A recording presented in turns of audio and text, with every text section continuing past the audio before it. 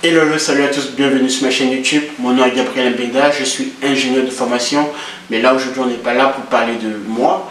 Alors aujourd'hui je vais parler d'un sujet, donc comme à l'accoutumée, j'en fais déjà, de l'enseignement mathématique.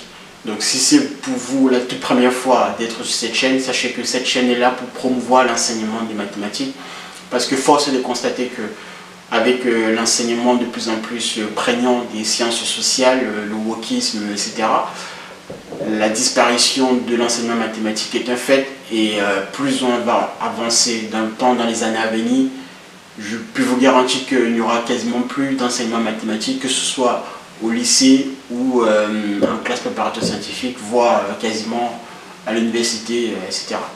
Donc aujourd'hui en tout cas nous allons, pour celles et ceux qui sont en classe de terminale, je ne sais plus d'ailleurs, ici il faut faire une différenciation, terminale, spécialité ou SP, peu importe. En tout cas, moi aujourd'hui je vais prendre avec vous une notion très répandue, en tout cas à mon époque, en mathématiques.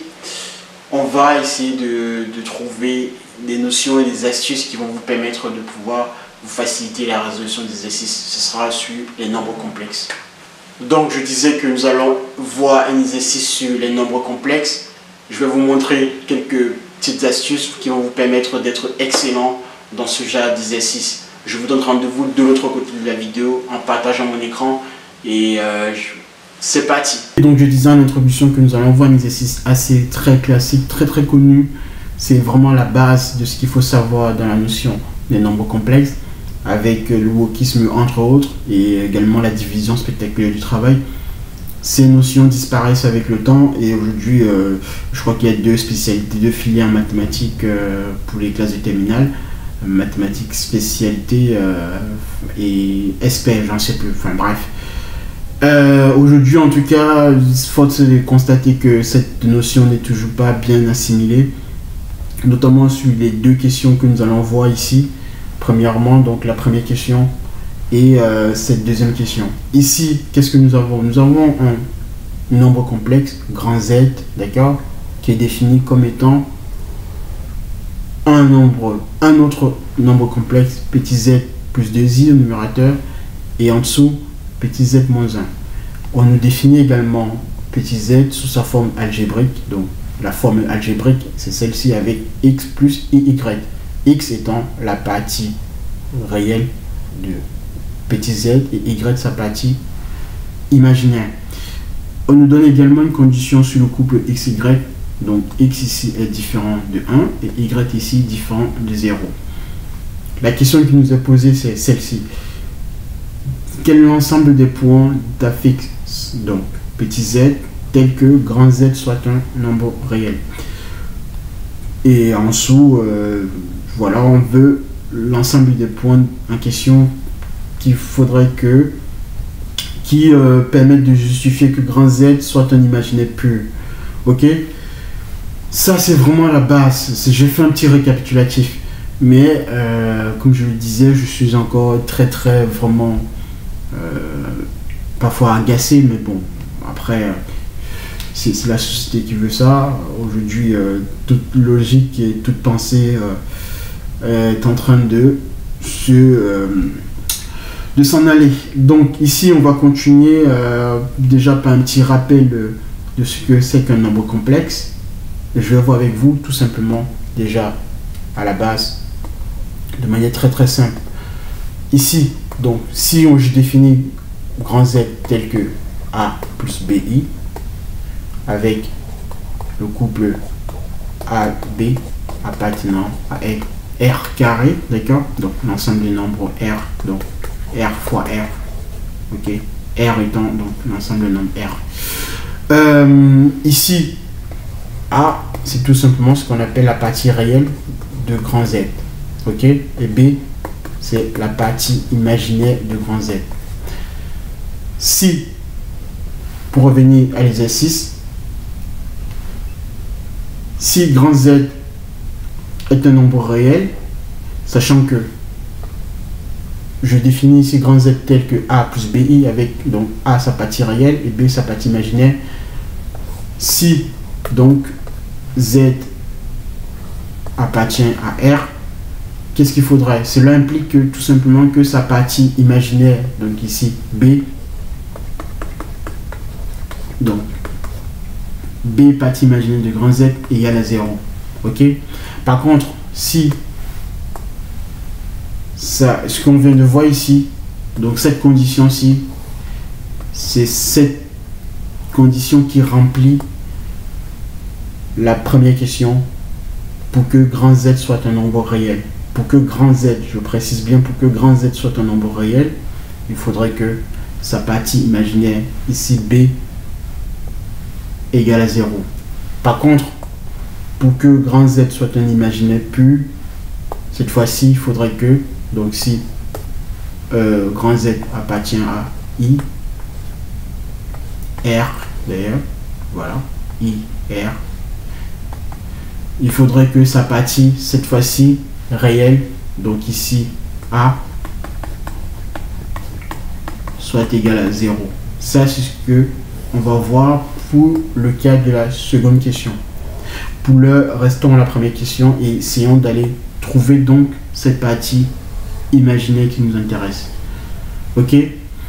Déjà, ça, c'est ce qu'il faudrait faire dans tout exercice, lorsqu'on se lance dans la résolution de tout problème mathématique, déjà à partir de la classe de première, mais d'autant plus à partir de la classe de terminale, parce qu'en classe préparatoire scientifique, notamment pour les maths sup, maths p, MPSI, pour ceux qui sont en MPSI ou en seconde année MP, etc., il faut déjà acquérir une certaine logique, une certaine manière de penser dans la résolution des problèmes. Déjà, je me pose la question, quelle est la condition qui ferait que grand Z soit un nombre réel? Et de même, quelle est la condition qui me permettra de définir grand Z comme un imaginaire pur? Comme je connais la définition d'un nombre complexe sous forme algébrique, j'ai A plus BI. Après, c'est tout simplement de la logique et des conclusions très très simplistes. Ok? Donc ici, nous allons... L'astuce, enfin l'enjeu, cette fois-ci, c'est d'aller extraire dans cette définition de grand Z sa partie imaginaire. Pour le faire, je vais on va aller ici, donc grand Z s'écrit petit z plus 2i, petit z moins 1 avec, on a vu, petit z x plus y et le couple xy est différent de 1, 0. Ok? Nous, ce qui nous intéresse, je précise, c'est la partie imaginaire de grand Z. D'accord? Pour faire ceci, c'est tout simple. Il suffit simplement donc de remplacer petit z par sa valeur, par sa définition, donc x plus y plus 2i. Ici, j'ai x plus y moins 1. Là, je fais ensuite un petit regroupement des parties réelles et des parties imaginaires au numérateur et au dénominateur. Au numérateur, j'ai donc x plus y plus 2 fois i. Et au-dessus, en dessous, au dénominateur, j'ai x moins 1 plus yi. D'accord?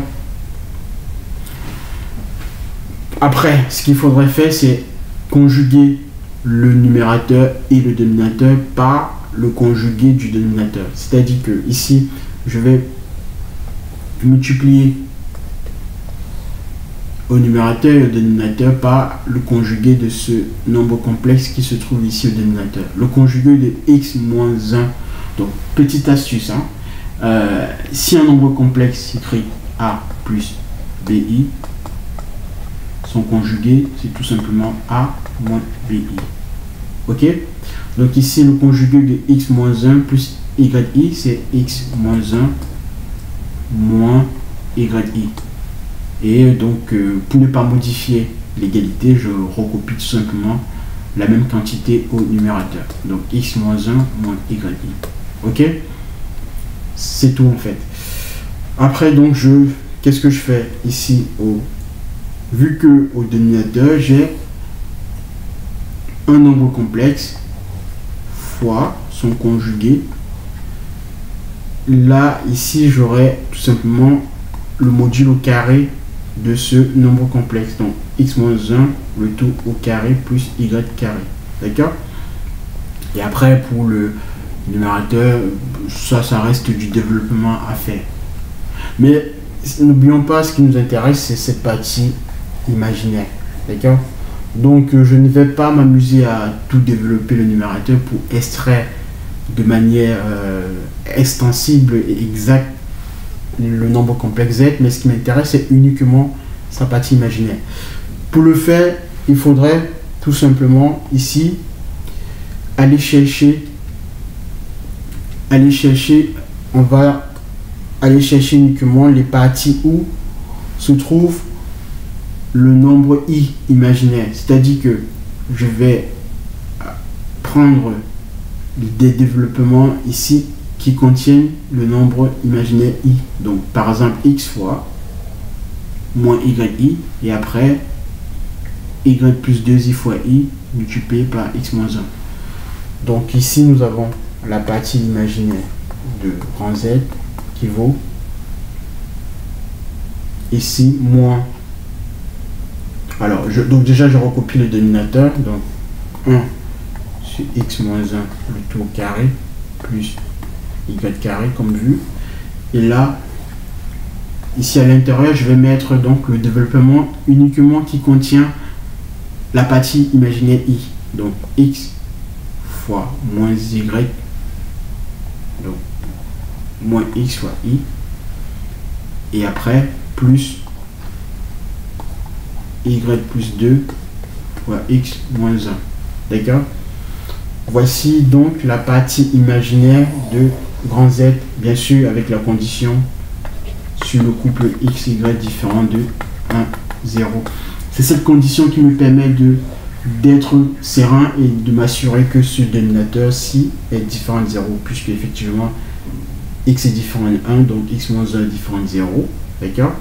Et de même y est différent de 0, donc ici j'ai bien un nombre, ici le dénominateur est différent de 0, et après là, j'ai tout simplement une expression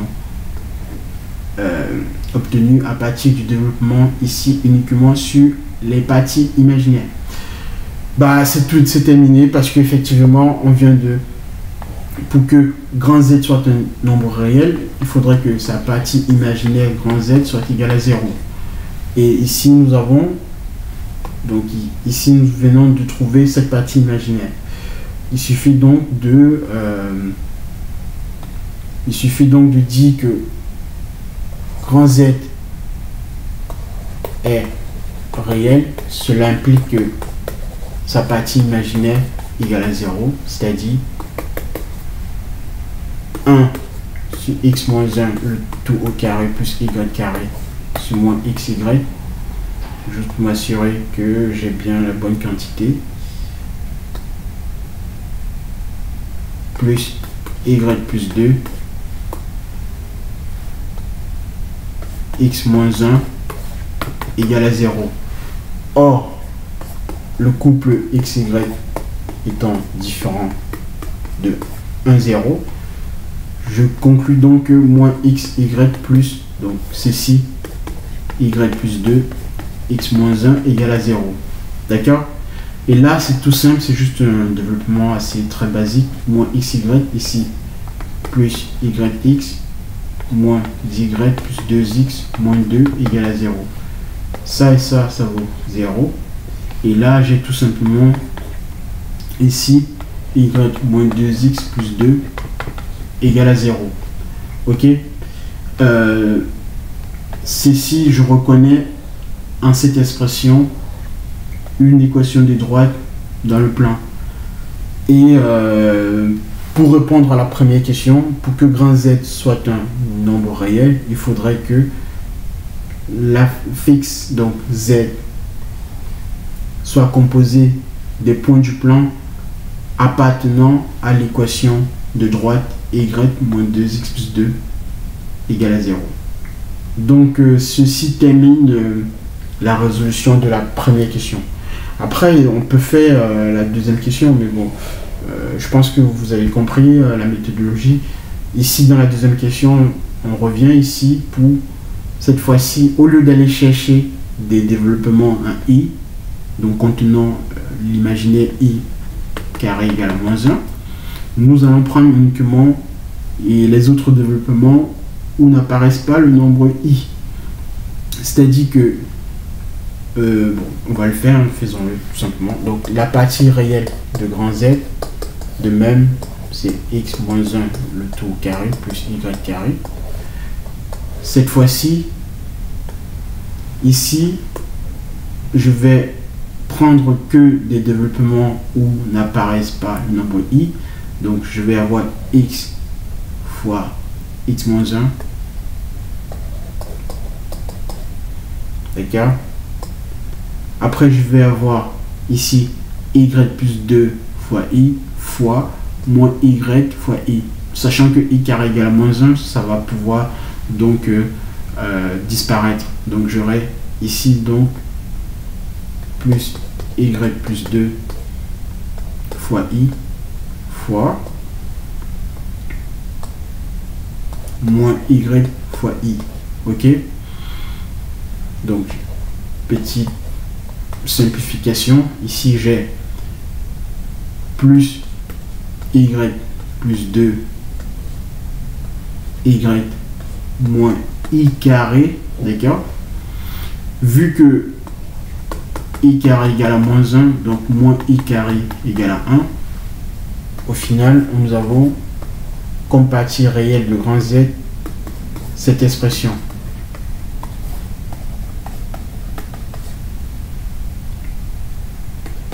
Nous avons ici, voilà. On vient de déterminer la partie réelle de grand Z également. Pour finir donc la deuxième question, pour que grand Z soit un imaginaire pur, il faudrait que cette partie réelle soit égale à 0. Donc, ce qui veut dire que le numérateur ici doit être égal à 0, puisque le dénominateur, on l'a déjà vu, est différent de 0. Et donc voilà, c'est la condition sur le couple x, y différent de 1, 0.